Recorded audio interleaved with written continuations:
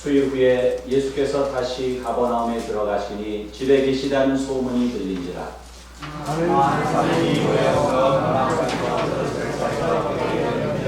예수께서 그들에게 복을 말씀하시더니 사람들이 한 중풍병자를 네 사람에게 메워가지고 예수께 올세. 그들 때문에 예수께 밟아졌으므로 그 계신 곳에 지붕을 뜯어 구멍을 내고 중풍병자가 그 상을 나가리니 예수께서 그들의 믿음을 보시고 중풍병자에게 이르시되 작은 자야 내 죄 사함을 받았느니라 하시니 어떤 서기관들이 거기 앉아서 마음에 생각하기를 이 사람이 어찌 이렇게 말하는가 신성모독이로다. 오직 하나님 한 분 외에는 누가 이 죄를 사하겠느냐. 그들이 속으로 이렇게 생각하는 줄을 예수께서 또 중심에 아시고 이르시되 어찌하여 이것을 마음에 생각하느냐. 중풍병자에게 내 죄 사함을 받았느니라 하는 말과 일어나 내 상을 가지고 걸어가라 하는 말 중에서 어느 것이 쉽겠느냐.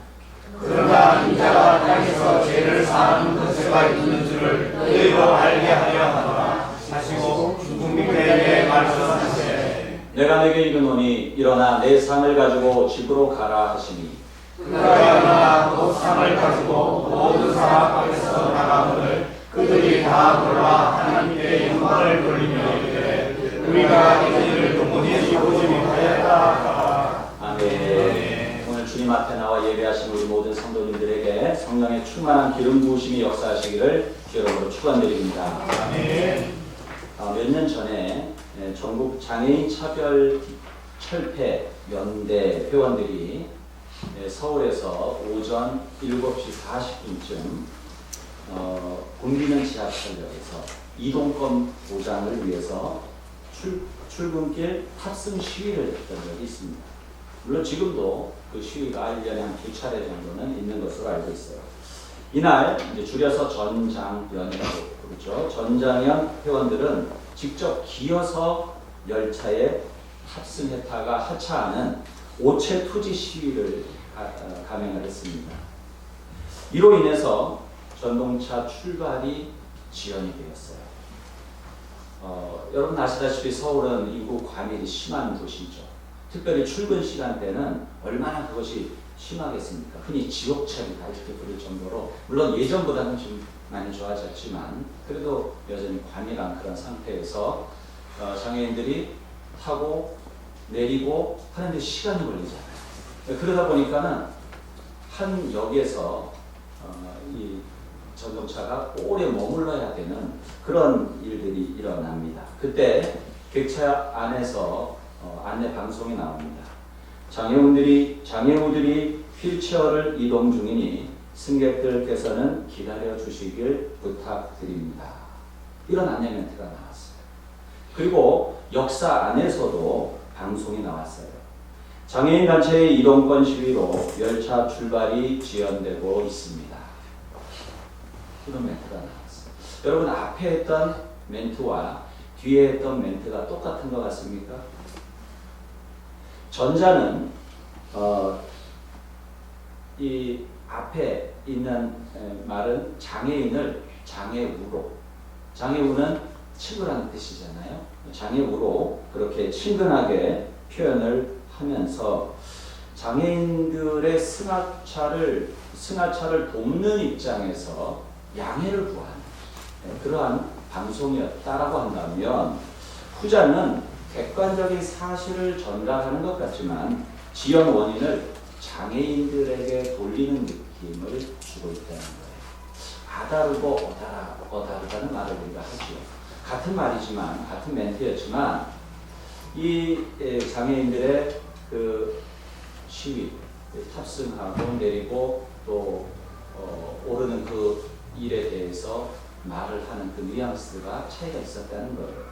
저는 오늘 그들의 시위가 옳으냐 그르냐 이런 얘기를 하고자 함이 아니고 오늘 이 말씀을 드리는 것은 우리가 장애인들에 대해서 가지고 있는 생각, 태도, 자세가 어떤가 이것을 한번 생각해 보고자 여러분에게 이 말씀을 드리고 있는 것입니다.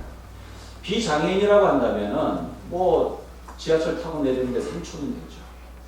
그렇지만 장애인이라고 한다면은 지하철에 타고 내리는 것이 수분이 걸릴 수도 있어요.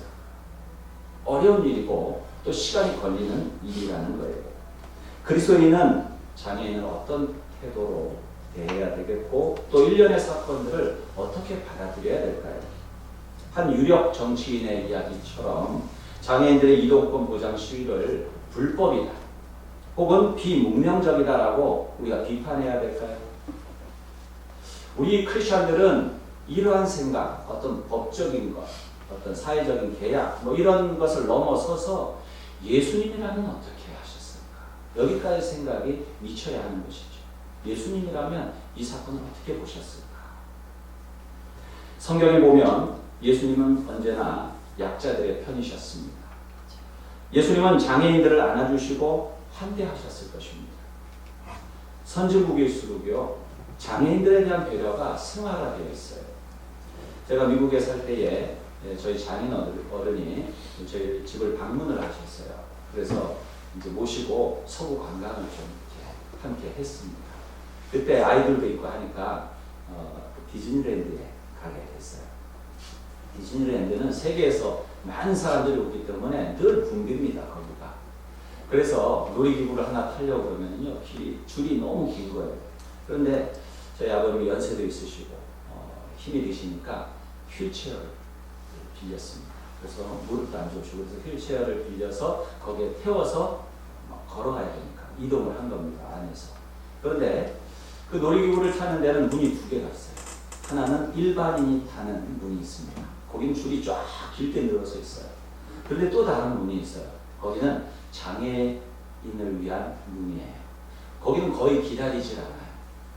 그래서 장애인과 그 장애인들과 함께한 가족들은 장애인과 함께 그 문을 통해서 탑승을 할 수가 있는 거죠.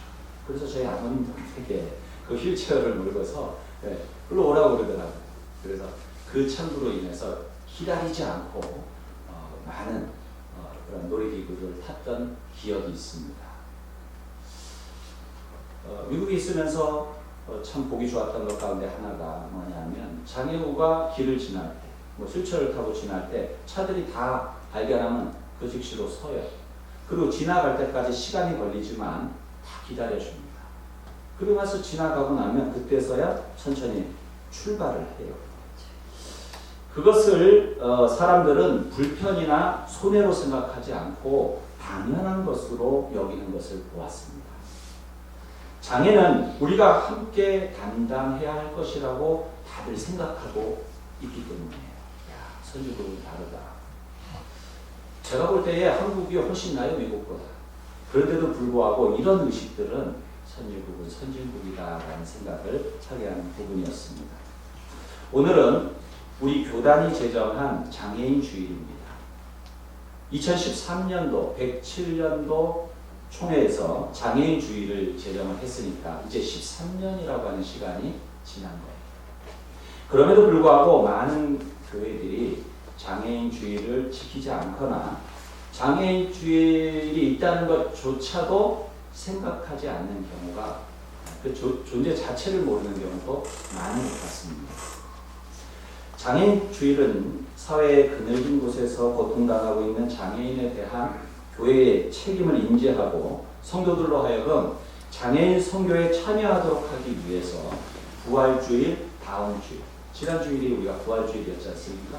그래서 바로 다음 주일인 이번 주일을 장애인 주일로 지키고 있는 것입니다. 그런데 좀 아쉬운 점은 지금 13년의 세월이 흘렀는데 정말 교회들이 장애인들 선교 또 장애인들을 환대하기 위해서 어떤 변화가 있었느냐, 어떤 노력들을 기울였느냐, 교단적으로 어떤 매뉴얼을 우리에게 주고 있느냐, 이런 것을 생각해 본다면 아쉬운 점이 너무 많다고 느껴지는 시간입니다. 오늘 우리가 할 수 있는 일이 무엇일까? 장애인을 환대할 수 있는 일이 무엇일까? 오늘 말씀 속에서 예수님은 어떻게 하셨는가? 그 모습을 통해서 우리가 배우고 느끼고 또 우리도 그것을 실천하기 위해 힘쓰는 귀한 시간이 될 수 있기를 바랍니다. 첫 번째로는요, 장애인의 불평등을 해소해야 됩니다. 믿음의 공동체인 교회만큼 이것을 잘 실천할 수 있는 곳이 있을까? 저는 교회야말로 이와 같은 불평등을 해소하는 일에 가장 앞장설 수 있고 또 그것에 대한 정당성을 가지고 있는 공동체라고 생각합니다. 예수님께서 가버나움의 한 집에 들어가셨다는 소문이 퍼지면서요. 그야말로 예수님은 요즘 말로 핵인싸였어요. 당시에. 많은 인기가 있었고 수많은 사람들이 예수님의 능력의 말씀을 듣기 위해서 또 병이 취함을 받기 위해서 막 모여드는 거예요. 그래서 사람들로 인해서 이제 그 집이 완전히 둘러싸여지게 된 상황이었어요. 그런데 그때 그 집에 4명의 친구가 한 중풍병자를 매트에 누워서 예수님께 나오려고 온 거예요. 그런데 사람들로 인해서 예수님께 가고 싶지만 나아갈 수가 없게 된 겁니다.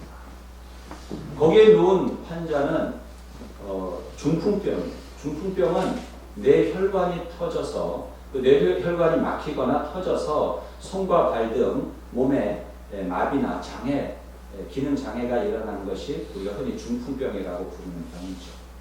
그런데 그 병은요, 오늘날에도 완치가 사실 어렵잖아요. 그러니 당시로서는 참 어려운 그런 병이다. 그리고 그것으로 인해서 그런 장애가 왔다라고 하는 것을 우리가 알 수 있습니다. 내 친구는 이 중풍병자를 예수님께 데리고 와서 치유받기를 원했지만 그 장애로 인해서 또 사람들로 인해서 예수님께 나아갈 수가 없게 된 거예요. 그런데 오늘 말씀을 보니까 이들이 놀라운 일을 해요. 어떻게 합니까? 그 지붕 위로 올라가요. 그리고 지붕을 뜯어내고 매트에다가 줄을 달아서 그 매트를 내리는 거예요. 그리고 예수님께 갈 수 있도록 했다는 거예요. 여러분, 이게 보통 일이 아니죠. 지붕을 뜯다니요. 그것도 남의 집 지붕을. 대단하지 않습니까? 첫째, 상당한 비용을 지불해야 돼요. 지붕을 뜯어놨으니 그 지붕을 다시 복구시키려면 얼마나 많은 돈이 들겠습니까? 둘째, 얼마나 많이 욕을 먹겠습니까? 이런, 그 다음 여러분 상상하시면서 수많은 사람들이 뭐 그런 욕을 했을 것입니다. 그것을 각오하고 감수하고 그 일을 감행한 거예요. 그러나 그들은 이 방법 외에는 이 사람들을 뚫고서 그 병자를 예수님 앞으로 데리고 갈 방법이 없었던 거예요. 그래서 이 기회가 아니면 놓친다 라는 생각에 그와 같은 희생을 감수하고 그와 같은 일을 한 것입니다. 그 어떤 대가도 중풍병 걸린 친구의 치료와 비교할 수 없었기 때문에 그들은 그러한 행동을 한 것이죠. 그들이 낙심하거나 포기하지 않고 그런 비상한 일을 한 것은 그들이 예수님께 중풍병자를 데리고만 가면 나을 것이라고 하는 믿음이 있었다. 믿음이 없었다면 할 수 없는 일인 거예요. 여러분이 하다못해 예를 들어서 요즘 주식 투자들을 많이 하더라고요.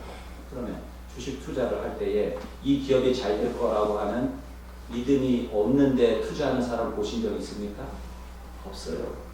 다 잘 될 거라고 생각하고 해요. 그러다가 망하기도 하지만 어쨌든 다 그런 나름의 믿음을 가지고 하는 일이에요. 하물며 지붕을 뜯어내고 사람들에게 욕을 얻어먹는 그런 일을 할 때에 믿음 없이 어떻게 그 일을 할 수 있겠습니까?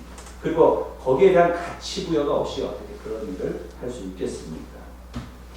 예수님을 만나는 길에 장애물이 있어도 그것을 극복하고 그것을 뚫고 나갈 수 있는 추진력은 믿음입니다. 오늘 여기에 계신 분들은요, 그런 믿음이 있기 때문에 이 자리에 있는 줄로 믿습니다. 얼마나 날씨가 좋아요. 이 아름다운 주말 봄날 들로 산으로 나가서 여러분 즐기고 놀 수 있는데 왜 이 자리로 나왔습니까? 주님이 살아계십니다. 부활하신 주님이 여기에 계십니다. 그 주님을 예배하는 것보다 더 귀한 가치는 이 땅에 없습니다. 그런 믿음이 있기에 우리가 이 자리에 오는 것입니다. 여러분의 믿음을 주의 이름으로 축복합니다. 그러므로 여러 가지 사회적 장애들이 있어도요, 장애우들의 불평등을 해소하기에 가장 적합한 곳은 그들을 사랑하시는 주님을 믿는 그러한 믿음의 공동체인 교회라고 저는 확신합니다. 왜요?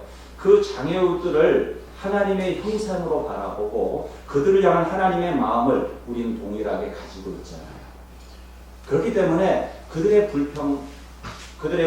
불공정함, 그들의 불평등은 우리의 몫이기도 하다는 것을 가장 잘 알 수 있는 공동체가 교회다라고 저는 생각이 듭니다. 앞서 말씀드린 전장현의 이동권 시위는 이기적인 행동이 아니라 공정성의 문제로 봐야 됩니다. 공정성의 문제. 중풍병자가 모여든 인파로 인해서 예수님께 접근할 수 없는 상황이 된 거예요. 접근성이, 이동권이 제한된 거예요. 한마디로. 이동권이 제한된 거예요. 그러면 이 이동권을 어떻게 보장해 줘야 됩니까? 사지가 멀쩡한 사람들을 밀치고서라도 가까이 예수님께 갔는데 이렇게 몸이 불편한 사람은 어떻게 주님 앞에 가야 돼요? 방법이 없잖아요. 그래서 한 게 뭡니까? 지붕을 뜯은 거예요. 메테에다 줄을 달아서 예수님께 나아가도록 한 것입니다. 접근 기회의 형평성의 문제다. 눈에 보이는 장애를 가진 사람도 눈에 보이지 않는 장애를 가진 사람도 그가 누구든 우리 사회의 구성원입니다. 이동권이 보장이 돼야 돼요. 이동을 할 수 있어야 벌어먹고 살 수 있을 거 아니에요. 이동을 할 수 있어야 살아갈 수 있을 거 아닙니까? 그런데 그것이 신체적 장애로 인해서 제약을 받고 있다면 거기에 대해서 사회가 책임을 져야 되는 거예요. 그렇지 않습니까? 그런데 아무리 얘기를 해도 변화가 없어요, 사회가. 그래서 그런 목소리를 들어주지 않아요. 그러면 할 수 있는 마지막 행동이 뭡니까? 시위예요. 그게 시위인 거예요. 그렇기 때문에 그것으로 인해서 우리가 피해를 본다고 생각하는 것이 아니라 그것을 통해서 우리는 그 불평등을 어떻게 해소해야 될 것인가를 함께 감싸안고 고민해야 하는 것입니다. 그래서 장애를 가진 분들에게는 그 장애를 극복할 수 있는 길을 열어주는 것이 진정한 평등이요 공정인 거예요.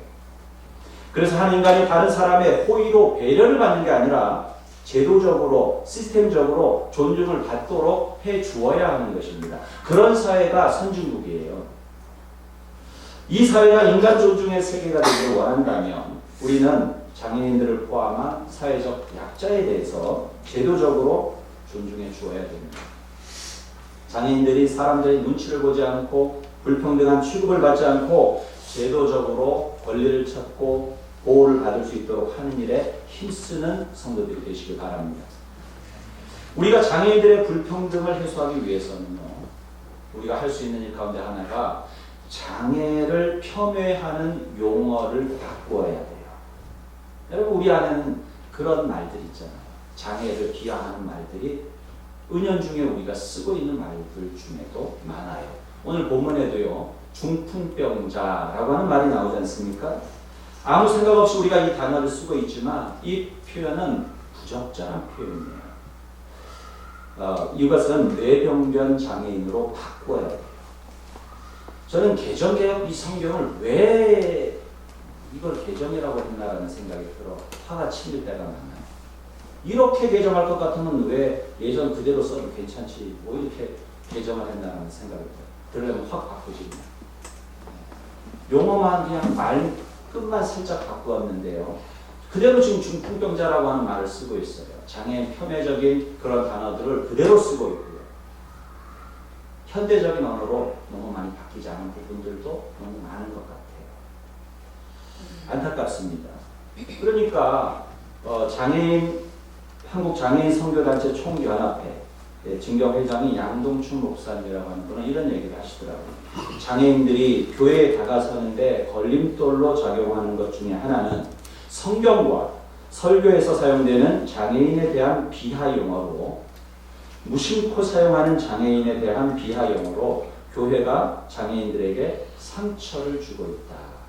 이렇게 이야기하면서 성경과 교회에서 사용되는 장애인 비하 용어를 바로잡아야 한다. 이렇게 주장을 했는데 참으로 도움이 되는 말입니다. 성경에 나온 부적절한 장애인 용어는 이 중풍병자 외에도 많이 나와 있어요. 안진뱅이는 지체장애인으로 바꿔야 되고요. 소경은 시각장애인, 귀머거리는 청각장애인, 벙어리는 언어장애인으로, 목사 등은 지체장애인 혹은 척추장애인으로, 문둥병자와 나병 환자는 한센인으로, 난장인은 지체 장애인으로 바꾸어서 우리가 불러야 돼요. 사회에도 이런 노력들을 하고 있는데 교회에서 성경에서조차 그런 단어를 쓰고 있다는 것은 시대를 쫓아가지 못하고, 또 우리 주님이 그 연약한 자들을 향하여 가지신 긍휼의 마음, 존중의 마음, 사랑의 마음을 담아내지 못하고 있는 것이 아닌가 생각되어서 정말로 송구한 마음이 드는 부분이 아닐까 생각합니다. 사랑하는 성도 여러분, 교회는 장애인들을 위한 사회 정의에 관심을 가져야 합니다. 성도들이 먼저 장애인 불평등 해소에 앞장서야 되고, 장애 우에 대한 용어에서부터 조심하고 그것을 바꾸어서 부르기를 힘쓰므로 우리 장애인들의 불평등 해소하는 일에 함께 협력해 주시기를 주의 이름으로 부탁을 드립니다. 네. 두 번째로, 장애인들을 믿음의 동역자로 받아들여야 됩니다. 내 친구가 뇌병변 장애인을 매트에 뉘어 내고 와서는 지붕을 뚫고 그 매트에다가 줄을 달아서 예수님 앞으로 달아내립니다. 그때 예수님이 말씀하십니다. 일어나 내 상을 가지고 집으로 가라. 그렇게 그 뇌병변 장애인은 나음을 받게 됩니다. 이 네 사람은 걸을 수 없는 친구를 위해서 인파를 뚫었고 지붕을 뚫었고 누운 상을 달아 내렸습니다. 우리도 장애인에게 이와 같은 친구가 되어 주어야 됩니다. 그들이 주님 앞에 나올 수 있도록, 그들이 함께 주님 앞에 믿음의 동역자로 설 수 있도록 함께 해 주어야 합니다.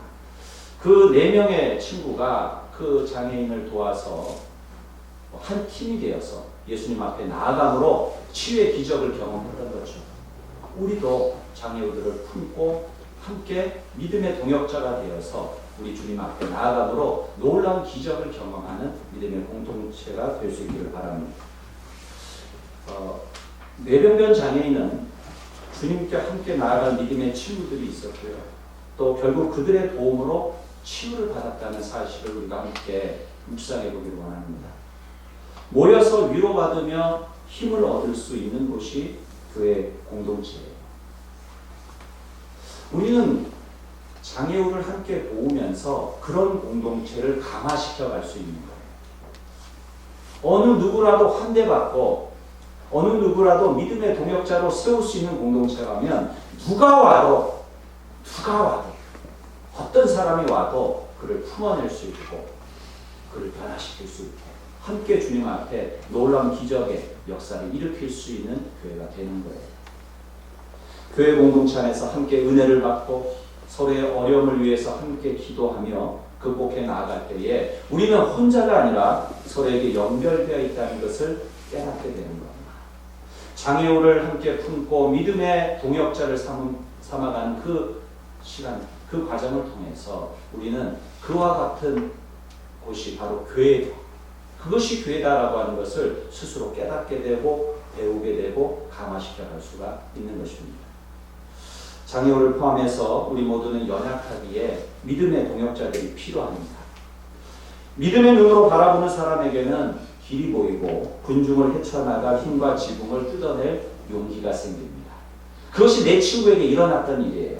우리가 장애우들을 품을 때 우리에게도 그런 지혜가 와요. 우리에게도 그런 힘이 생겨요. 우리에게도 그런 용기가 생겨요. 그래서 어떤 장애가 와도 우리가 그것을 뚫어낼 수 있는 강력한 믿음의 공동체를 세울 수가 있는 것입니다. 그러므로 장애우를 믿음의 동역자로 세우는 일은 바로 우리 공동체를 세우는 일이요, 우리를 세우는 일인 것입니다. 그런 믿음의 동역자가 있다는 것은 얼마나 큰 복입니까? 여러분이 그런 믿음의 동역자가 되어주시고 또 그런 믿음의 동역자를 많이 가질 수 있기를 주의 이름으로 축복합니다. 아멘. 장애인은 이동권을 생존권이라고 불러요. 왜 이동권이 생존권입니까? 이동을 해야 밥 먹고 살 거 아닙니까? 이동을 해야 교육을 받을 거 아닙니까? 그런데 이동을 하기 어려워요. 똑같이 출근을 해야 되는데 몸이 불편하니까 어려운 거예요. 그럼 거기에 맞추어서 지하철이 어려우면 버스라도 대절을 해주든지 뭔가 대책을 마련해 줘야 되잖아요. 그런데 아무리 얘기해도 응답이 없는 거예요. 그럼 어떻게 해야 돼요? 시위라도 해야 되지 않겠습니까? 그런 생존권의 문제라고 본다면 우리가 그러한 시위에 대해서 어떤 눈으로 바라보아야 될지를 우리 생각해 볼 일이라고 생각합니다. 우리는 사회적 약자나 피해자가 자신의 권리를 위해서 주장하는 이 시위를 벌일 때에 그로 인한 다수의 불편을 감수할 줄 알아야 돼요. 그들의 고통과 피해의 사회 구성원으로서 우리도 책임이 있기 때문에 우리가 그것을 못 만들어준 거예요. 우리가 그런 사회를 함께 만들어가지를 못한 거예요. 그렇기 때문에 그것으로 인한 피해를 받는다 하더라도 그것은 피해를 받는 것이 아니라 우리의 책임을 감당하는 시간이에요. 장애인들이 신체적 한계로 이동이 어렵다면 그 문제를 해결할 의무를 누가 져야 됩니까? 우리가 져야 됩니다. 그것을 생각할 수 있는 시간을 주는 거예요. 그 시위가. 그동안 관심을 가져주지 못했던 우리의 무관심을 회개하고 공동체를 더욱 성숙시키는 기회로 우리는 삼아야 할 것입니다. 우리는 그렇게 장애우들과 함께 동역하여서 더 좋은 세상을 만들 수 있습니다. 우리는 자신도 모르게 장애인들의 능력과 성품 등에 대해서 어떠한 제약이나 제한이 있음을 감안하고 행동할 때가 있어요. 모든 사람은 하나님의 형상으로 지음받았습니다. 이 당연한 이야기를 왜 하느냐? 그것은 아직도 장애인들에 대한 편견이 우리에게 남아있다는 거예요. 그들을 동역자로 그래서 받아들이지 못하는 경우가 많이 있어요. 그것을 감안해서 동역자로 품어야 되는 거예요. 비장애인들은 장애인들의 첫 번째 바람이 육체적 치료라고 생각하는 경향이 있습니다. 물론 치료는 언제든 환영하고 반길 일이지만은 더 큰 필요는 그리스도 안에서 형제 자매인 친구로 받아들여지는 거예요. 믿음의 공동체에 동역자로서 적극 참여하는 기회를 제공해 주는 거예요. 장애인이기 때문에 당연히 어려움이 있죠. 참여하는데. 그러한 장애가 있음에도 불구하고 함께 일할 수 있고 함께 예배할 수 있고 함께 섬길 수 있는 기회를 가질 수 있도록 마음의 불편함이 없도록 배려해주고 품어주고 초청해주는 일을 믿음의 공동체가 해야 되는 겁니다. 장애인의 연약함이 공동체를 더욱 아름답고 풍성하게 만드는 요소가 됨을 기억하고 동역자로 받아들이는 우리 모든 성도들이 되시길 바랍니다. 세계보건기구는 장애를 인간의 다양한 존재 양식 중에 하나로 보았어요. 장애인은 한 인간으로서 그렇게 존재하는 거예요. 예수님은 억눌리고 고통받는 이들을 위해서 이 땅 가운데 오셨습니다. 고통당하는 이들의 목소리에서 세계를 치유하기를 원하시는 하나님의 목소리를 우리는 들을 수 있어야 되고 또한 들을 수 있습니다. 그러므로 우리 그리스도인은 고통받는 장애인들의 목소리에 귀 기울여야 하고 또 그들과 동역하여서 더 살기 좋고 아름다운 세상을 만들 수 있도록 해야 합니다. 우리는 세상의 모든 면에서 소외되어 있는 장애우들의 아픔을 이해하고 동역자로 받아들이면서 그들을 매트에 이어서 함께 주님 앞에 나아가는 그러한 믿음의 동역자로 서갈 수 있기를 주의 이름으로 축원합니다. 세 번째로 장애인을 환경적으로 환대해야 합니다. 내 친구들처럼 군중을 뚫어내고 지붕을 뚫어내듯 장애인들이 참된 생명을 살아가는데 어려움을 주는 환경적인 장애들을 우리는 뚫어내어서 환대할 수 있어야 합니다. 데이빗 앤더슨은 장애인 사역에 대해서 이런 이야기를 했습니다. 장애인 사역은 하나님의 마음 가장 가까이에 있는 성질의 사역이다. 하나님의 마음에 가장 가까이에 있는 사역이 장애인 사역이다. 그런 얘기를 했어요. 무지에서 나오든 실수든 혹은 의도적이든 장애인이 하나님의 사랑을 받을 가치와 능력이 없다고 생각하면서 장애인들이 그리스도의 복음을 들을 수 있는 기회를 배제하는 것은 사랑과 긍휼에 제한이 없으신 하나님을 무시하는 것이다. 이런 얘기도 했어요. 그러면서 장애인 신자들이 예배와 교회 활동에 참여하는 기회를 부여하는 것이 중요하다라는 말을 했는데 참 동의가 되는 이야기입니다. 그래서 주일학교와 성경 공부, 수양회와 같은 교회 프로그램에 참여자 혹은 자격이 있다면 인도자로 포함될 수 있어야 되고요. 또 그렇게 할 수 있도록 환경적으로 우리가 만들어 가야 하는데, 그런데 이 예배당에 오늘 우리가 예배를 드리고 있지만 이 예배당에 오고 싶어도 오지 못하는 분들이 계세요. 사실 지금 1층에서 사무실에서 소예배실처럼 그곳에서 지금 예배 드리시는 우리 성도님들도 계신데 정말 미안한 마음이 듭니다. 그분들이 이 예배당에 올라와서 예배를 드리고 싶어도 저 높은 계단이 그것을 막고 있어요. 환경적인 제약이에요. 그래서 우리가 뚫어내야 돼요. 우리가 교회를 건축해야 된다고 한다면 가장 큰 이유 중에 하나가 저는 그거라고 생각합니다. 누구라도 주님 앞에 와서 예배 드릴 수 있어야 되잖아요. 근데 지금 막혀 있어요. 그것 때문에 우리는 가슴 아파요. 그래서 기도해야 되고 우리가 마음을 모아서 주님의 성전을 아름답게 건축하고 누구라도 어떤 장애우라도 함께 와서 예배 드릴 수 있는 그런 공간을 마련하는데 여러분이 함께 협력해 주시길 바랍니다. 지난 주간에 여름 가족 수양회, 여름 가족 수양회가 올해 있는 거 아시죠? 몇 월 며칠입니까? 8월 2일 까먹으시죠. 2일부터 4일까지 2박 3일입니다. 까먹지 마시고 휴가를 그때 맞추십시오. 그리고 온 가족들, 저기 외지에 있는 가족들까지 다 불러보십시오. 함께 우리 마산중앙교회에서 신앙생활했던 우리 자녀분들까지 가능하면 다 와서 그때 가족 수양회를 갖기를 원합니다. 그래서 좋은 장소를 마련하기 위해서 찾고 있는데요. 저기 거제 해금강 쪽에 좋은 장소가 있다고 해서 가봤어요. 환경이 너무 아름다운 거예요. 해금강 너무 아름다워요. 그런데 그 장소에 갔는데 엘리베이터도 있고 다 좋은데 제 마음에 딱 걸리는 게 하나 있었어요. 계단. 진입로에 왜 계단을, 이유가 있었겠죠. 그 계단이 여러 개가 있어서 출입을 하는데 이 휠체어나 이런 분들은 너무 어려울 것 같다는 생각이 들더라고요. 그것에 제 마음이 딱 걸려가지고 여기는 안 되겠구나.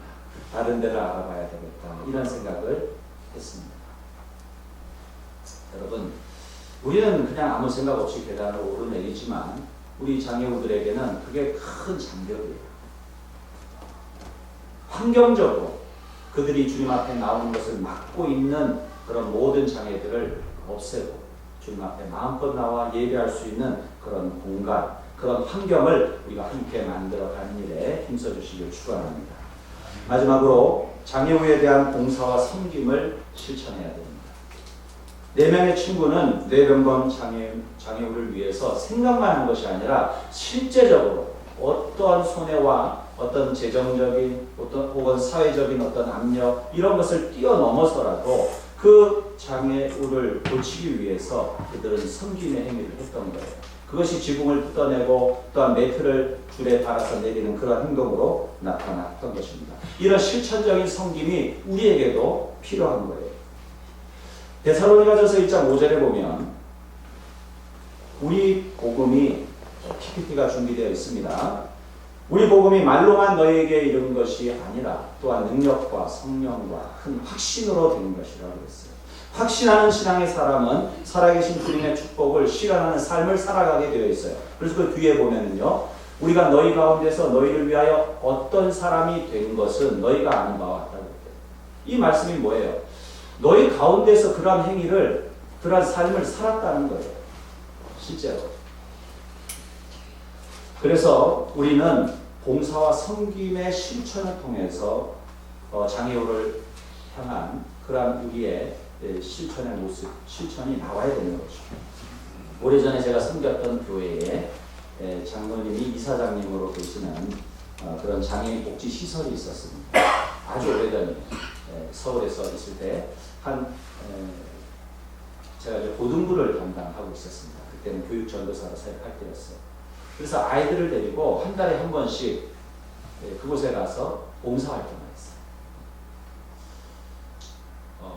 장애우들을 씻기고 옷을 갈아입히고 그리고 휠체어에 태워서 산책을 하고 하는 그런 일들을 했는데요. 사실 힘듭니다. 그게 쉽지가 않아요. 그런데 아이들이 함께 그 일을 했어요. 얼마나 감사한지. 그런데요, 그렇게 섬기고 돌보는 일을 실천했던 아이들이요, 성숙하다는 거예요. 남을 배려할 줄 알고, 주위를 둘러볼 줄 알고, 그들의 인성적으로 너무 성숙해지더라는 거예요. 저도 그 봉사를 하면서 그것을 느낄 수가 있었어요. 배려가 몸에 배이게 됩니다. 많은 말이 필요가 없어요. 섬겨보니까 변화가 일어나더라고요. 그래서 결국 섬김은요, 섬김을 받는 사람을 위한 것이기도 하지만 부족한 나, 이기적인 나를 변화시키는 그러한 효과가 있더라고요. 세상에는 많은 질병들이 있고 불행한 일들도 많이 있죠. 그러나 이런 불행들이 본래부터 세상에 있었던 건 아닙니다. 그 근본적인 원인에는 죄가 있어요. 물론 개인적인 죄로 인해서 우리가 어려움을 당하거나 이런 것은 아닙니다만 어떤 이 세상에 어떤 신학적인 입장에서 보자면 죄로 인해서 우리 가운데 어려움이 찾아오는 것도 사실이에요. 그런데 이 문제를 해결할 수 있는 것은 예수 그리스도십니다. 예수님 안에서 우리는 이 죄의 문제를 해결할 수가 있고 예수님 안에서 참된 치유도 경험하게 되는데 그 주님 앞에 나아가기 위해서는 이런 장애들이 철폐되고 누군가의 도움이 필요하고 섬김이 필요한 거예요. 이러한 연약한 가운데에 우리 장애우들이 주님 앞에 나오질 못해요. 그리고 마음속에 은근히 이 죄책감들을 가지고 있는 것을 볼 때가 있어요. 그런데 예수님 당시의 사람들은 이것이 더 컸습니다. 내가 가진 병이, 내가 가진 장애가 나의 죄 혹은 우리 가족의 죄 때문이야 라고 하는 생각도 있었고 사회 사람들도 그런 시각들을 가지고 이 환우들을 바라본 거죠. 그렇기 때문에 오늘 본문 5절에 보면 예수님께서 그 중풍병자에게 이렇게 말씀하세요. 작은 자야, 내 죄 사함을 받았느니라. 내 죄 사함을 받았느니라. 작은 자야. My son, 영어로 하면 이렇게 나와. My son. 사랑하는 마음으로 그 중풍병자에게 이야기를 하는 거예요. 그리고 내 죄 사함을 받았느니라. 예수님은 이 말씀하지 않고도 그 장애인을 고칠 수가 있습니다. 근데 왜 이 말씀을 하셨을까요? 단순히 예수님은 육체적인 장애만을 해결해 주신 것이 아니고 당시의 사람들이 그 사람을 바라보는 시각 그리고 그것으로 인해서 가졌을 그 사람 마음속에 있는 죄책감과 눌림의 문제까지도 우리 주님은 치유해 주신 거예요. 우리 주님의 치유는 단순히 육체적인 치유만이 아니라 정서적인, 정신적인, 정서적인 그리고 영적인 치유까지를 포괄합니다. 그래서 그를 온전히 해방시켜 주시는 거예요. 사회적으로 그리고 정서적으로 영적으로도 너는 이제 더 이상 죄인이 아니야 라고 말씀해 주신 것입니다. 그렇게 함으로써 결국 이 중풍병자는 하나님 앞에 나오는 그러한 은혜를 얻게 된 것입니다. 우리 장애우들이 그렇게 주님 앞에 나오기 위해서는 주님 앞에 나오기만 하면 그들도 참된 자유함을 누리고 생명을 얻게 되는데 그것을 막고 있는 것이 무엇입니까?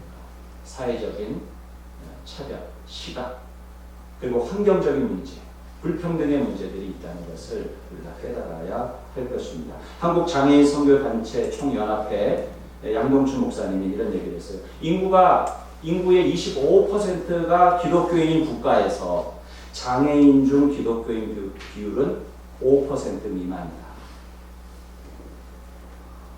아니 한국교회가 기독교인이 25%라 그러면 장애인들도 25%가 돼야 되는데 그렇지가 않다는 거예요. 5%도 안 된다는 거예요. 왜 그럴까요? 장애인들이 교회 나오기가 그만큼 어렵다는 거예요. 누구 책임입니까? 기독교인들 책임입니다. 그런데도 우리만 예배 드리면 괜찮습니까? 이런 생각을 우리가 오늘 한번 생각해 보아야 돼요. 장애인은 세계에서 가장 큰 미전도 종족입니다. 미전도 종족이에요. 전도되지 않은 사람들이에요. 거기에 대한 아픔을 우리가 가져야 돼요. 세계에 가서 저기 밀림 속에 있는 사람들에게 복음도 전해야 되겠지만 우리의 가까이에 있으면서도 하나님 앞에 나오고 싶어도 나오지 못하는 사람들에 대한 마음을 우리가 품을 수 있기를 바랍니다. 많은 교회들이 장애인을 위한 프로그램이나 마음 놓고 출입할 수 있는 환경을 마련해 놓지 않아서 장애인들이 가고 싶어도 갈 수 없는 상황이 또 너무 많아요. 우리 교회도 이러한 것들을 많이 고려해서 이 성전 건축의 문제를 우리가 빨리 매듭짓기를 원합니다. 지금도 어려움 가운데 있는 지체들이 어려움을 느끼고 있습니다. 장애인주의를 맞이하며 장애우들의 구원과 불평등 해소를 위해 더욱 사랑으로 섬기고 환경적으로도 환대하기 위해 힘쓰는 우리 교회와 성도들 되시기를 주님으로 축원드립니다.